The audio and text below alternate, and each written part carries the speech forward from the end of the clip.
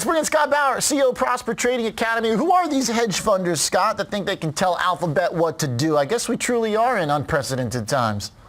The 20-somethings out there that have all the power in the world. So, That's right. Yeah, I don't get it. I don't get it. Today, we've got a pretty big rally, though. What do you think about this? I mean, are we really just totally turning the corner here? Is the whole bear story falling apart?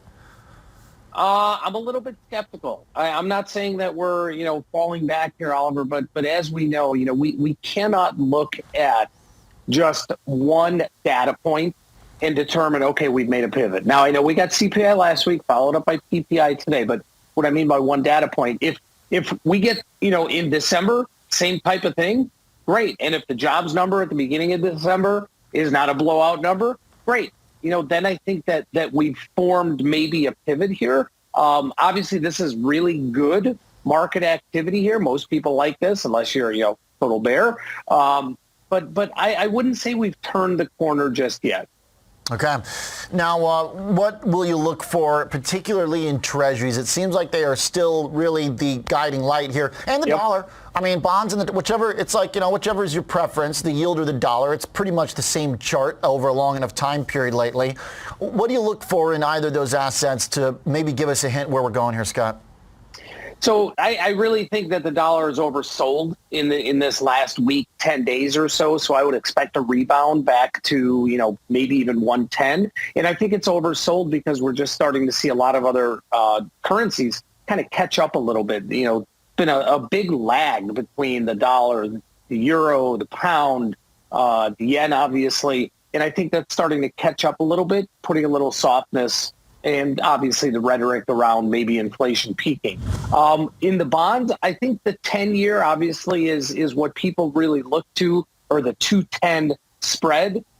It's pretty unbelievable that just a couple days ago we were over, 410, I think, on the 10-year. We dipped down to 375 or so today. It's hovering around 380. I think 3.5 is not just a psychological number. I think that is actually maybe a pivot number for the market. If we see the 10-year down below 3.5, great. I think that is something that you could see a lot of money start pouring back into the market now, with people getting really, really bullish about the market. And then also seeing the 210, the inversion start contracting considerably.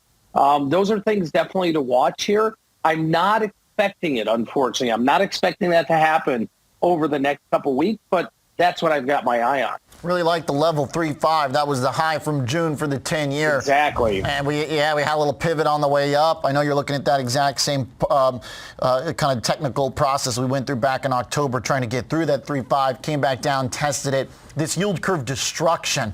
I mean, does this limit the upside for stocks? Are you a believer that this is an economic indicator, Scott?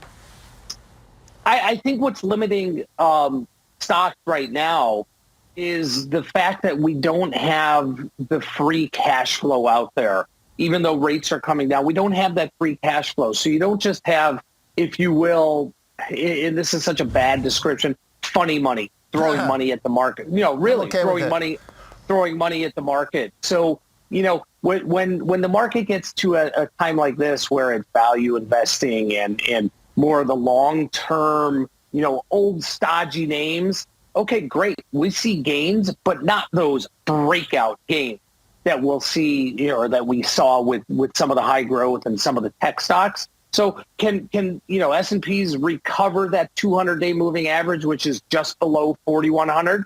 Absolutely. Can it rocket through there? I think it's going to be tough. All right.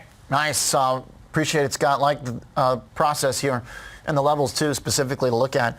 Helpful. Great. All right, Scott Bauer, CEO of Prosper Trading Academy.